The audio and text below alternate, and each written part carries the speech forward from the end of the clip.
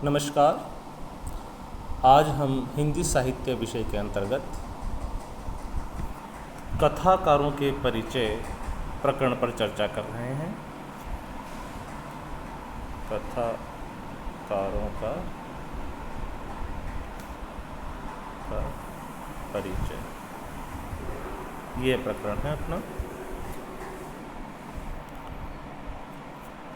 इस प्रकरण में हम सबसे पहले एक कथाकार, कहानीकार श्री चंद्रधर शर्मा गुलेरी जी को लेते हैं। आइए इस पर चर्चा करते हैं। चंद्रधर शर्मा गुलेरी जी हिंदी के प्रमुख कहानीकार माने जाते हैं। प्रेमचंद पूर्व युग के कहानीकारों में वे सर्वश्रेष्ठ कहानीकार। उन्होंने अधिक परिमाण में कहानियाँ नहीं लिखी, बहुत ही सीमित कहानियाँ लिखी, परंतु जो कहानियाँ लिखी वह तकनीक और भाव की दृष्टि से बेजोड़ है। उनकी कहानी विभिन्न विश्वविद्यालयों के पाठ्यक्रम में सम्मिलित है। बहुत ही प्रसिद्ध कहानी है उनकी, उसने कहा था। यूँ तो गुलेरी जी ने विभिन्न विषयों पर निबंध लिखे हैं और एक निबंधकार के रूप में भी वे जाने जाते हैं, उनका सम्मान किया जाता है। कछुआ धर्म, मारे सी मोहि कुठाव आदि निबंध लिखकर उन्होंने निबंध साहित्य में भी अपना स्थान बनाया है। आइए हम गुलेरी जी के कहानीकार के रूप में वह कैसे उभर कर आते हैं, इस पर चर्चा करते हैं, उनकी कहानियाँ देखते हैं। चंद्रधर शर्मा गुलेरी जी ने 3 कहानियाँ लिखी। उसने कहा था बुद्धू का कांटा, सुखमय जीवन। उसने कहा था हिंदी की कालजयी कहानियों में शामिल है, जो लगभग 100 वर्ष के बाद भी प्रासंगिक सी लगती है। 100 वर्ष के बाद भी उसने अपनी चमक तेज नहीं खोली। इसी तरह से बुद्धू का कांटा और सुखमय जीवन कहानी भी चंद्रधर शर्मा गुलेरी जी की कहानियाँ हैं। साहित्य में जो सबसे ज़्यादा चर्चा होती है वह उसने कहा था कहानी की चर्चा होती है, और बुद्धू का कांटा और सुखमय जीवन। कुछ कहानियाँ इनके नाम से प्रचलन में आ रही है, परंतु वह मुख्यतः निबंधी है या इन्हीं कहानियों का नाम परिवर्तित करके छपाई गई कहानियाँ। 3 कहानियाँ ही उन्होंने लिखी है मुख्यतः। उसने कहा था बुद्धू का कांटा और सुखमय जीवन।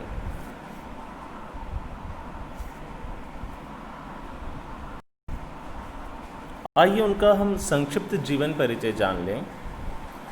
1883 में जन्म हुआ और 1922 को देहावसान हुआ। 12 सितंबर 1922 को उनका देहावसान हुआ था। वह हिंदी के प्रमुख कथाकार हैं, व्यंग्यकार हैं और निबंधकार हैं। तो प्रमुख कथाकार, निबंधकार और व्यंग्यकार प्रेमचंद पूर्व युग के। कहानी में हम प्रेमचंद पूर्व युग 1900 से लेकर 1915 1916 तक का युग जो है वह प्रेमचंद पूर्व युग मानते हैं, और इस प्रेमचंद पूर्व युग के वे एक स्थापित और अच्छे कथाकार, व्यंग्यकार और निबंधकार के रूप में सामने आते हैं। गुलेर गांव, जो कि हिमाचल प्रदेश में स्थित है, के निवासी होने के कारण इनके पीछे चंद्रधर शर्मा गुलेरी लगाया जाता है, क्योंकि ये गुलेर गांव के निवासी थे। परंतु इनके पिताजी पंडित शिवराम शास्त्री और माता लक्ष्मी देवी थी, और पिताजी ने हिमाचल प्रदेश राजकीय सम्मान प्राप्त अर्थात राज परिवार के बुलावे पर जयपुर में निवास करना स्थान किया, जयपुर में निवास किया। तो इस प्रकार ये हिमाचल प्रदेश के गुलेर गांव के निवासी थे, परंतु इनका जो पालन पोषण और जो ये बड़े हुए हैं ये जयपुर में पढ़े। इन्होंने संस्कृत भाषा, वेद, पुराण और आधुनिक पाठ्यक्रम का अध्ययन किया है। कलकत्ता विश्वविद्यालय से इन्होंने एमए किया, प्रयाग विश्वविद्यालय से बीए किया और बहुत ही कम उम्र में उन्होंने कैप्टन गैरेट के साथ मिलकर the Jaipur observatory and it's builders नामक किताब लिखी। यह जयपुर की वेधशाला, जिसे हम आज जंतर मंतर के नाम से जानते हैं, इस पर लिखी गई किताब। तो the Jaipur observatory and it's builders captain Garrett के साथ लिखी, जो इनकी प्रतिभा का सबूत है।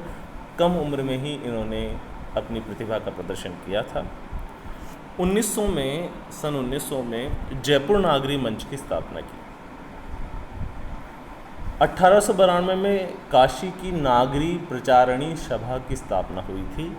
उसका उद्देश्य भारतवर्ष में हिंदी व नागरी के प्रचलन को बढ़ावा देना था।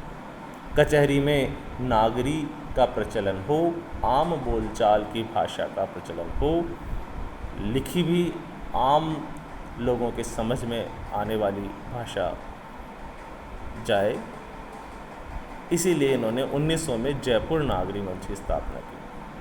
1902 में हिंदी साहित्य का एक महत्वपूर्ण पत्र इन्होंने निकाला, जिसे समालोचक कहते हैं, और जयपुर से निकाला।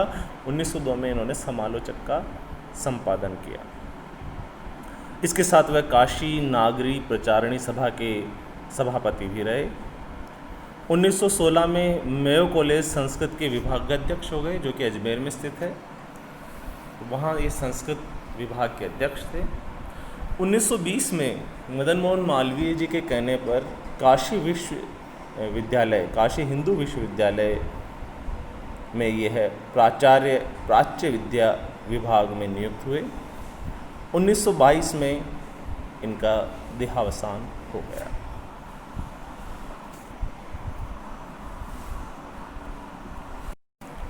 आइए हम देखते हैं कि उन्होंने किन किन विधाओं में रचना की। गुलेरी जी की जो विधाएं थी वो आपके स्क्रीन पर दिख रही है।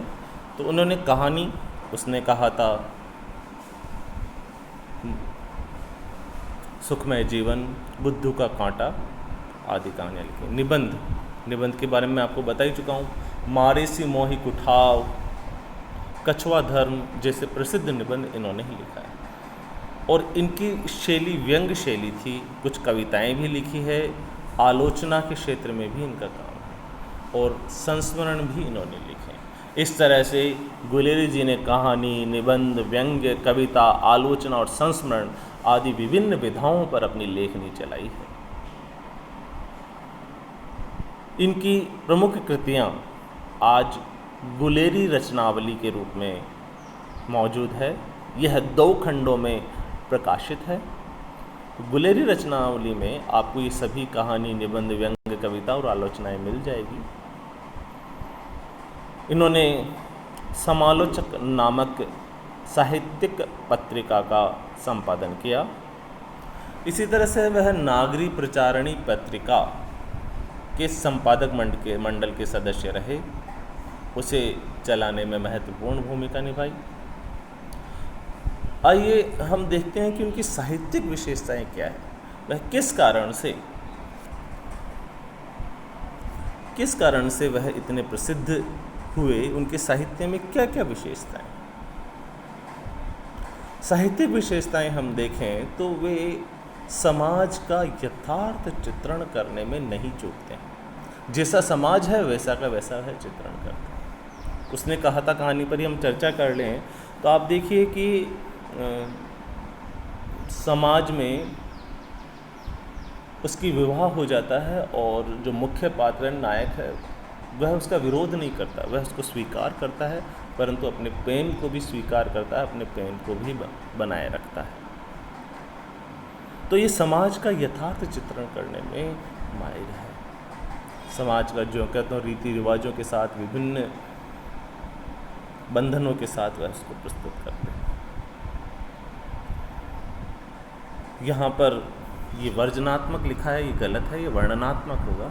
इन्होंने वर्णनात्मक, चित्रात्मक और विवरणात्मक शैलियों का प्रयोग किया है। वर्णन करते हैं यह चित्र, जब वे वर्णन करते हैं तो चित्र खींच देते हैं बिल्कुल। जैसे आप देखिए अमृतसर की गलियों का जो वर्णन उन्होंने किया है वह बहुत ही अभूतपूर्व है। साथ में इसमें चित्र भी खींचे गए हैं। जैसे कोई सामने हटता है तो हट जा पुत्रो प्यारियाँ, या जब आखिर में जब वो है पता चलता है कि उसकी कुड़माई हो गई है, सगाई हो गई है, तो वह लिखते हैं कि कुछ लोग गिरते गिरते बचे।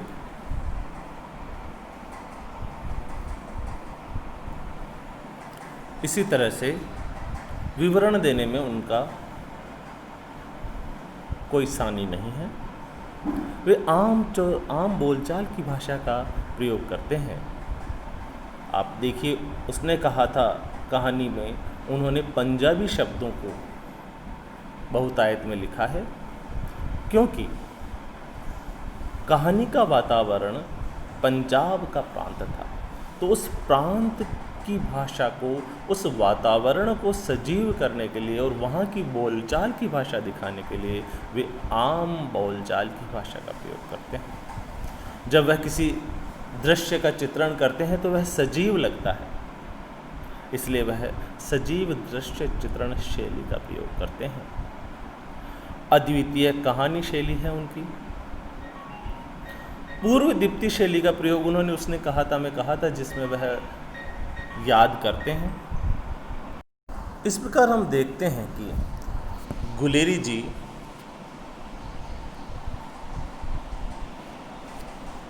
जी ने कहानी, निबंध, व्यंग, कविता और आलोचना संस्मरण पर बहुत अधिक कार्य किया है और अभी वर्तमान में गुलेरी रचनावली के रूप में इनकी सारी कृतियाँ मौजूद है। यह समालोचक के संपादक, नागरी प्रचारिणी पत्रिका के संपादक मंडल के सदस्य रहे। इनकी साहित्यिक विशेषताएं रही दोहरान है: समाज का यथार्थ चित्रण, वर्णनात्मक, चित्रात्मक, विवरणात्मक शैलियों का प्रयोग। यहाँ पर वर्णनात्मक पढ़ा जाए इस जगह। आम बोलचाल की भाषा का प्रयोग, सजीव दृश्य चित्रण शैली का प्रयोग, अद्वितीय कहानी शैली का प्रयोग, पूर्व दीप्ति शैली का प्रयोग, ये उनकी कलात्मक विशेषताएं हैं कहानियों की।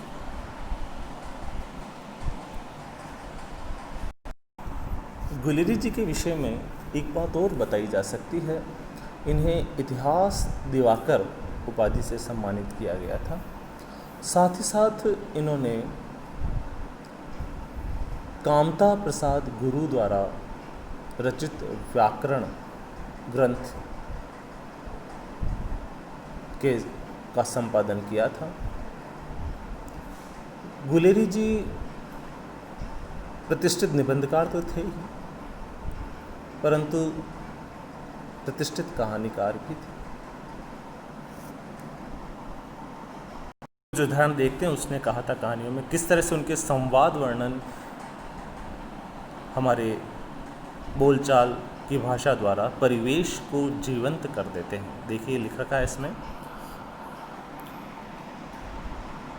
हर लड्ढी वालों के लिए ठहर का सब्र समुद्र उमड़ा कर, बचो खालसा जी, हटो भाई जी, ठहरो भाई जी, आने दो लाला जी, हटो बाछा, कहते हुए सफ़ेद फेटों, खच्चरों और बत्तकों, गन्ने और खोमचे और भारे वालों के जहाज में से राह खेते हैं। अब देखिए, आपको जीवंत बनाने के लिए, इस कहानी को जीवंत बनाने के लिए संवाद आपसे भी चर्चा करते हैं, पाठक से चर्चा कि क्या मजाल है जी और साहब के बिना सुने किसा का हटना पड़े, किसी को हटना पड़े। यह बात नहीं कि उनकी जीभ नहीं चलती, पर मीठी चुरी की तरह महीन मार करती हुई यदि कोई बुढ़िया बार बार चेतावनी देने पर भी लीक से नहीं हटती तो उसकी वचनावली के नमूने हैं। अब यहाँ वचनावली नहीं बोला, वचनावली। हट जा जीणे जोगिए, हट जा कर्मा वालिए, हट जा पुत्रा प्यारिए, बच जा लंबी वालिए। समष्टि में इनका अर्थ है कि तू जीने योग्य है, तू भाग्य वाली है, पुत्रों को प्यारी है, लंबी उम्र तेरे सामने है, तू क्यों मेरे पहिए के नीचे आनी चाहिए। इस प्रकार हम देखते हैं कि उनका संवाद वर्णन कहानी में बोलचाल की भाषा के साथ उस परिवेश को जीवंत कर देता है। आज के लिए इतना ही। हम आगे और प्रमुख कथाकारों का परिचय आपके सामने प्रस्तुत करेंगे।